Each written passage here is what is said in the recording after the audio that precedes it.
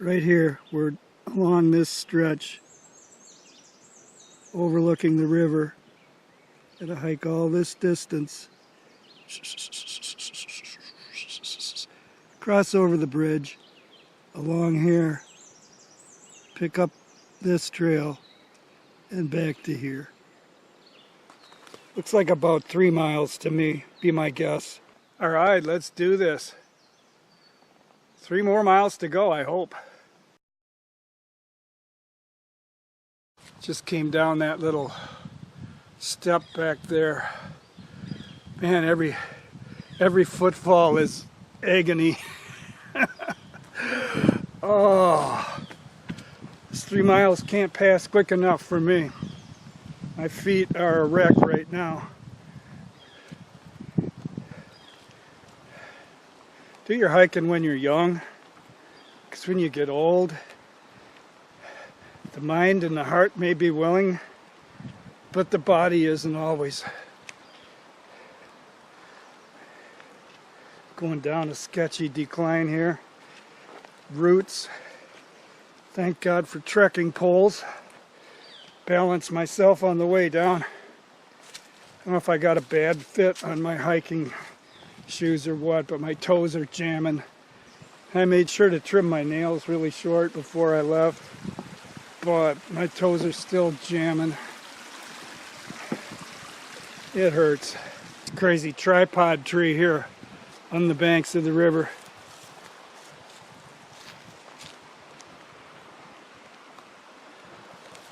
And walk around it here.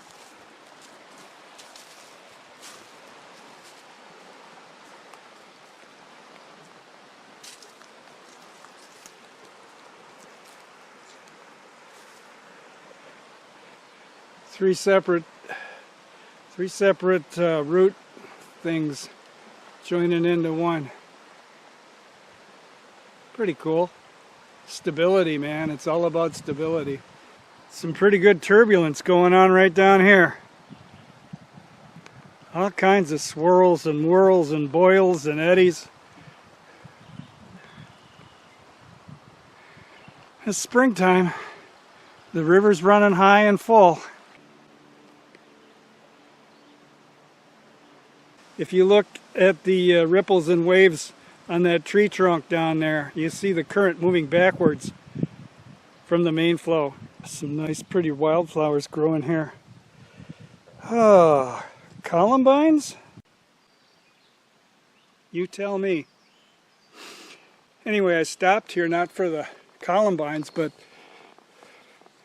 the bank on the opposite side there. You get a real good idea of the geological strata that are here. Probably the top 12-15 feet are real fine-grained sands, pretty much all the same size, laid down probably by slow-moving water flowing off the glaciers. Below that is it appears darker. It's a mixed till, it appears from over here. Clay, different size grains, gravel maybe. It's firmer because of the clay content than the sand up above. You see the streaks running down there where the sand is eroding from the top. So back on day one, I was blathering about that first site I stopped at for a little rest, and there was some litter there, and I was blathering how I expected to find litter all along this trail because of the heavy use it gets, but that's been not the case at all. There's no litter along this trail, which is quite encouraging. All the campsites that I've stopped at are clean. People are not leaving their junk behind. So Michigan Manistee River Trail hikers, except for those two that left the beer cans back there, I commend you. Job well done. And if you're packing out other people's garbage and that's why it's clean, job even better well done. Is anyone home? I don't know. No sooner do I get done talking about trash and litter left behind on the trail, and I come past this tent that for all the world appears to be unoccupied and just left here. I mean, I'm not going to go over there and poke on it and see who's inside, but it looks kind of strange to me. Those trees are growing right up out of the water there. Had some serious erosion right here. The trail is actually washed out. Trees don't seem to mind though. Some trees don't like to have their feet wet, but they're doing good. Oh, this is a spooky looking section of forest here. Wow. If I was going to encounter Mr. Sasquatch, I think right here is where he'd be hanging out. Mr. Sasquatch, are you in there?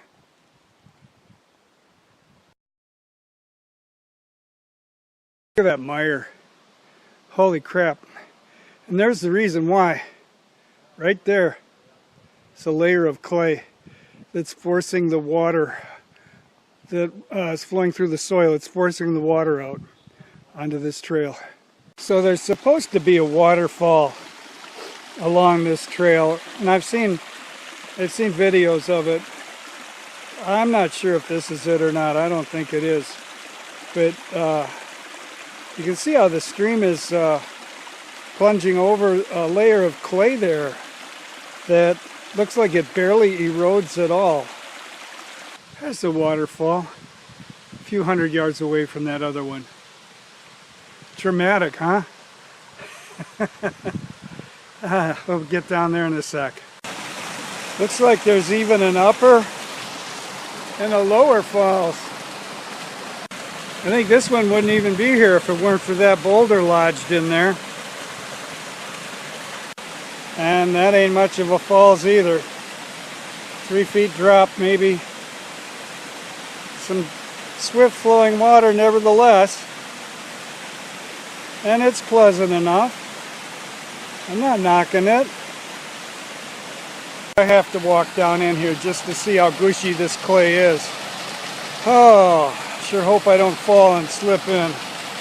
That'd be all I need. And if I get in here, am I going to get out?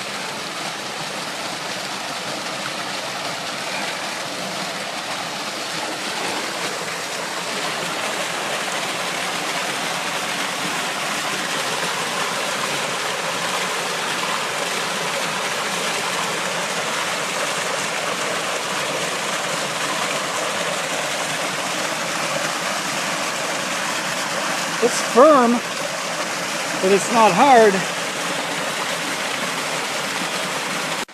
It looks like there's a sweet campsite back here too. What the heck, let's go back there and take the pack off and have a drink. Take a little rest. I could spend the night here. Alongside this babbling brook. If I wanted to walk 12 miles tomorrow, I could pitch my tent right now and spend the night here. Oh, I don't know. Sitting here, really tired. Feels good to get the weight off my back. I'm spending the night here. Yep, I decided. And I'm not even going to hike up. I'm almost to the suspension bridge. I'm not even going to hike up to that bridge. I am hiking out the way I came in tomorrow morning. It would be a longer hike from here to the north countryside. I don't need to see that bridge. I've seen it a dozen times in other people's YouTube videos. I'm going to sit here. I'm thirsty. I'm going to empty my flask here. Look at that. Cool, clear running water. I'm going to refill it, filter it, take a nap, later on cook some dinner, drink some bourbon.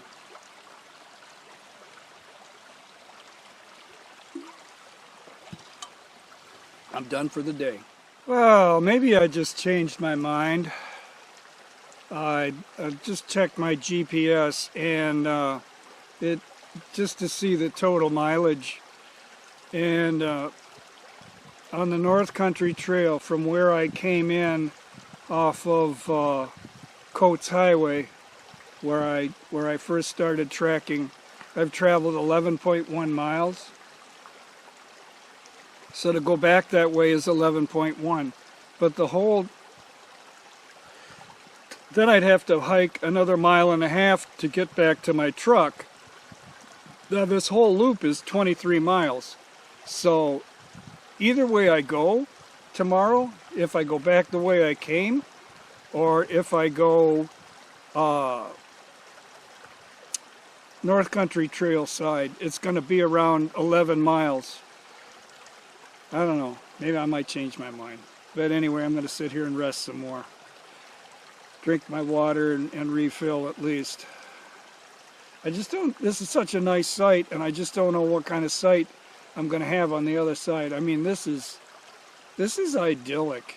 It's so tranquil. The babbling brook, it's cool in here, and there aren't even any bugs right now. So I can't believe that. Oh well, I'm going to sit here and think. All right, the mule is saddled up again. I sat there and drank my water and ate my Baby Ruth bar and decided 6 of one and half a dozen of the other. I looked at the map, and either way it was going to be the same mileage hiking out tomorrow. So I think it's going to be to my advantage to press on today to even shorten the hike tomorrow, because time's a bit of an issue. I don't want to get back late. It's the son-in-law's birthday tomorrow, and I think we're going to do a little something in the evening, so I want to be home. So I'm going to press on, cross the suspension bridge, and get up to Eddington Creek for the night.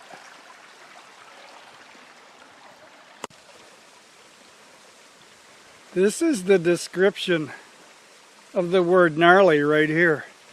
Look at these roots we have to walk over. Holy cow.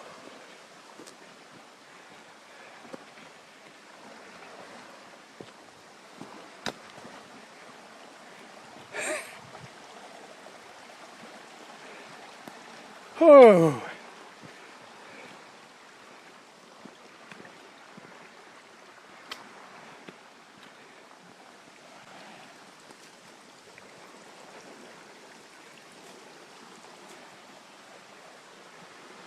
Some really vigorous water down there. Back up a little, because it sounds like the surf. Can you see that wave? Standing wave breaking there. Sounds like the surf on the lakeshore.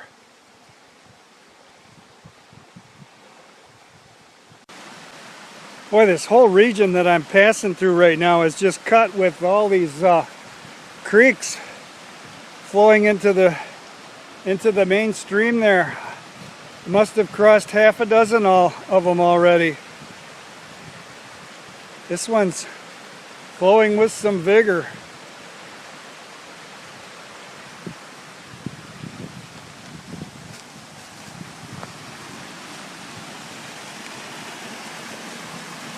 Oh,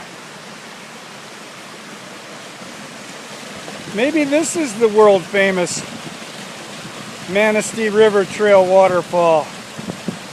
I think it is. That's about a 6-foot drop right there. It's got a regulation plunge pool and everything. Sweet.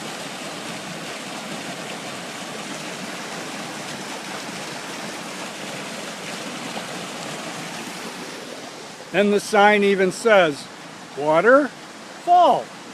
Please, do us a favor, fall." I think we're right around in here. We got to get up here to the bridge, cross, and get up to Eddington Creek. Probably another 1.5 miles, 2 miles. Standing at the precipice of the waterfall without a name. The mighty roaring rapids.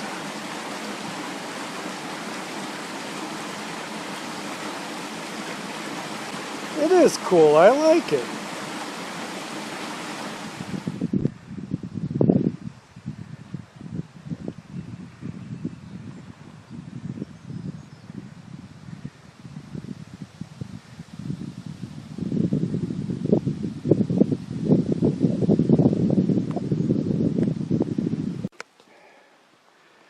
You know, another good reason for me to continue hiking, and I never even considered this back there when I was taking a break along the creek, but, you know, I left an itinerary with my wife at home. I told her where I was going to be every night and what my plans were, and I need to stick to those plans.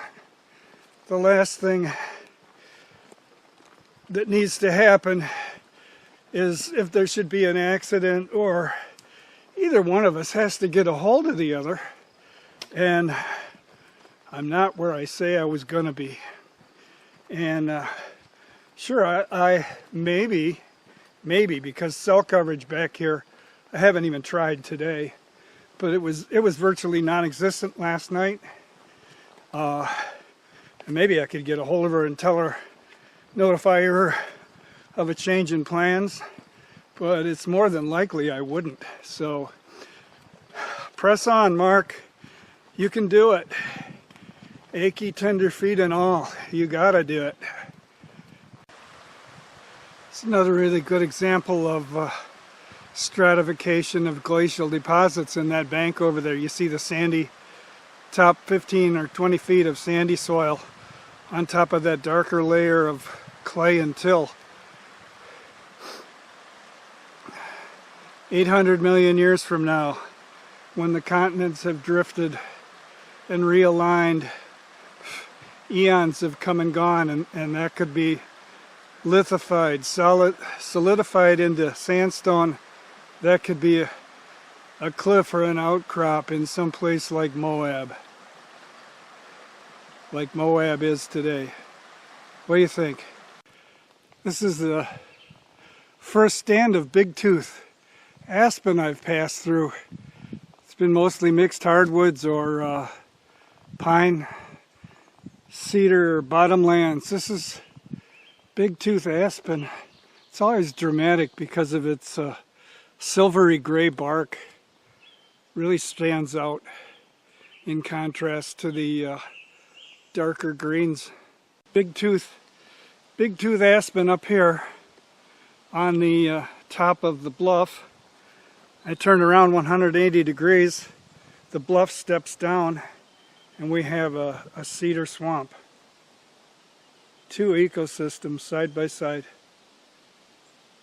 Dense and thick. Squatch country for sure. And I see the first sign of civilization here I've seen in quite a while. Right there is a metal power pole, which means we're getting close to Hodenpyl Dam and the power station there.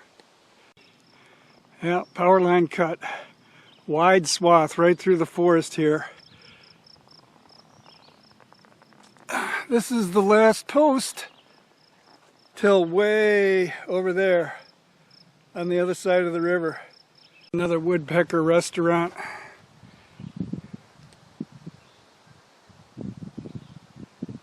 All you can eat buffet. Here's a spooky tree.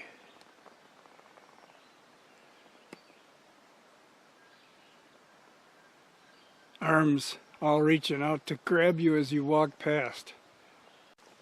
Some nice trilliums. One over there's got some purple tinge to it. This one's past its prime, but it was like almost all purple. Bet that was pretty a few days ago. Another wonderful overlook. I'm getting so tired. I didn't even want to stop, but come on, Mark. It's why you're here. Share the beauty. Up there, that's where I'm headed tomorrow. Tonight, maybe even. If I make it, I might pass out before then. Oh, I see it. Somewhere in the distance. You see it right there? There's the suspension bridge. Oh, I thought I would never get there. Another quarter mile maybe? Yay.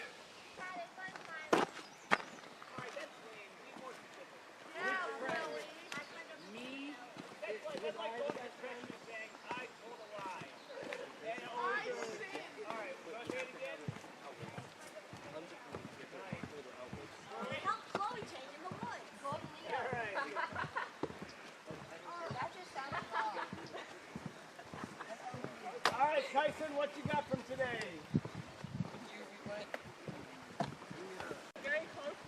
It's a group of hikers down there, young kids. It's a view upstream. Can't see it, but Hodenpyl Dam is off to the right that way. River makes a really sharp bend right there. Comes under the bridge and makes another really sharp bend that way.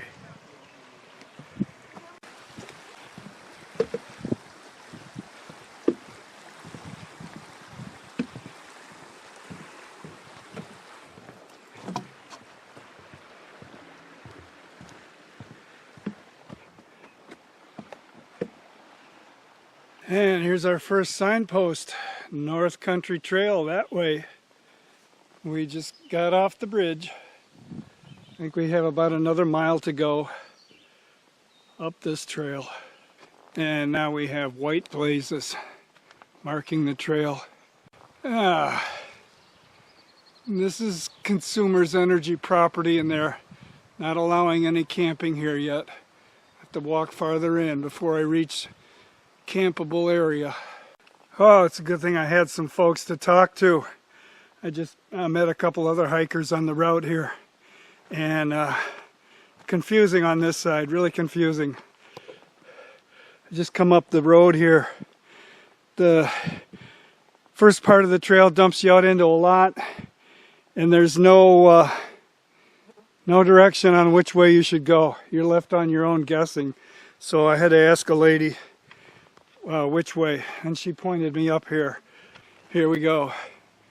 North Country Trail. That away. One fella I talked to, he looked beat. He had come all the way from North River Trailhead today. That's about 10 miles. I asked him how far to Eddington, and he looked confused. He said, I got lost. He goes, I don't know, 2 miles? And I could smell the mosquito repellent. He said the bugs were really bad on this side. And I believe him. They're swarming already. Now, I haven't had to put repellent on today. I don't know if it's the clothing I'm wearing, because it's all permethrin treated. If that repels mosquitoes too, I think it does. Anyway, he wasn't sure of the camping potential on this side of the river, but I've just come to a nice spot here. It wouldn't be too bad to set your tent up here. It looks like a place where the locals might congregate. There is road access here. I don't know. I'm going to walk a little farther and see what presents itself. Here's where my lack of trail knowledge comes in. I don't understand blazeology, but I think when you have two blazes stacked like that on top of each other and one's off to either side, it means you turn to that side ahead. And here I see another blaze on that tree, and there's an obvious split right here. So yeah, that's what it must mean. Turn right. And they're good. Within 25 yards they have another blaze, so you just can confirm that you've made the right turn. Wondering if I should turn around, go back to that spot I saw. The woods over here, they have a totally different feel to them. Much more dense, closed in. Not much is presenting itself in the way of camping opportunities so far, except for that spot back there on that bluff overlooking the river.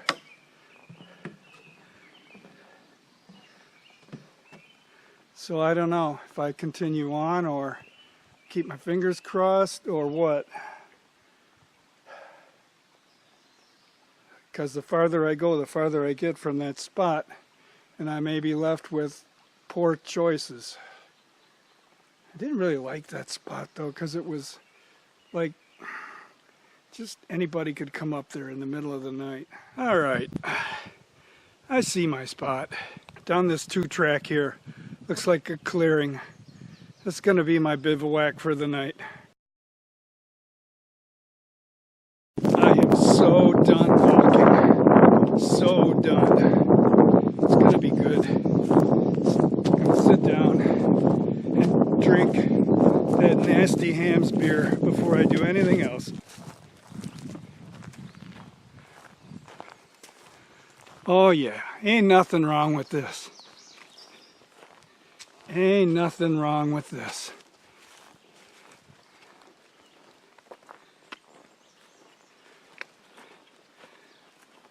And we're right above the river too. Excellent. Maybe it should say danger. Drunks who've just drank 16 ounces of beer on an empty stomach should stay away from the edge of the cliff.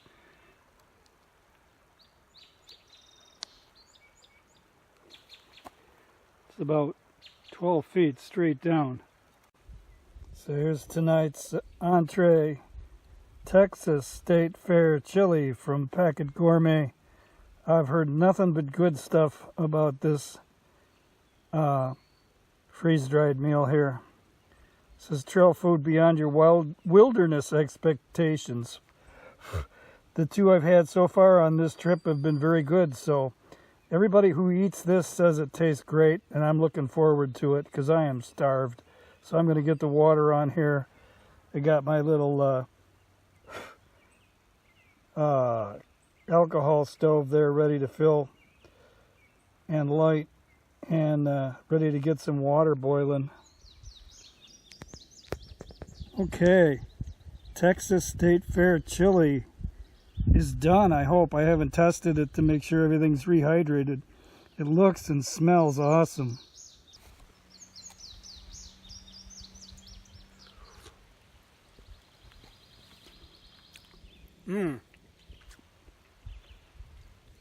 Flavor is really good. The spices are just right, and the beans are good. The beef, the ground beef nuggets, a little bit chewy yet, but I'm going to eat it anyway because I'm hungry as hell. And I have these special toppings to put into it: corn chips and cheese, and then some hot sauce. No, that's not hot sauce. That is Texas Pete. But we just kicked it up a notch. I'm going to be protected by the tree monster tonight. I'll show you.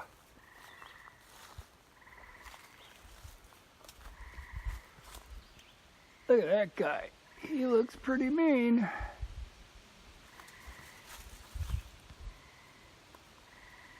He looks pretty mean. I'm having a hard time reaching. He's up about 8 feet. He wants to take a bite out of you. This is my Fancy Feast cat can alcohol stove. It's made from tomato paste can and a Fancy Feast cat food can. They're real simple and they work really good. So I modified it with, they made these aluminum rests. I have a holder for the stove itself, and then a rest that I sized to fit my GSI pot perfectly here. And it really helps. It really steadies the stove. Here's a better view of the little pot stands that I made. These are cut out of 1/16 inch sheet aluminum stock. I cut them out on a bandsaw and then filed them. I notched them so that they interlock.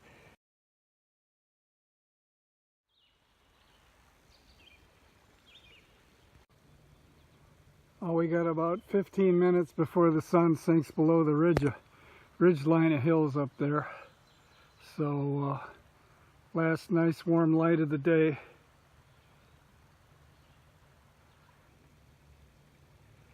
Last view of the river. Got my tent all set up. Spot there for a fire, but once again tonight I'm too tired to bother. I might have a few sips of bourbon and ibuprofen and call it a night.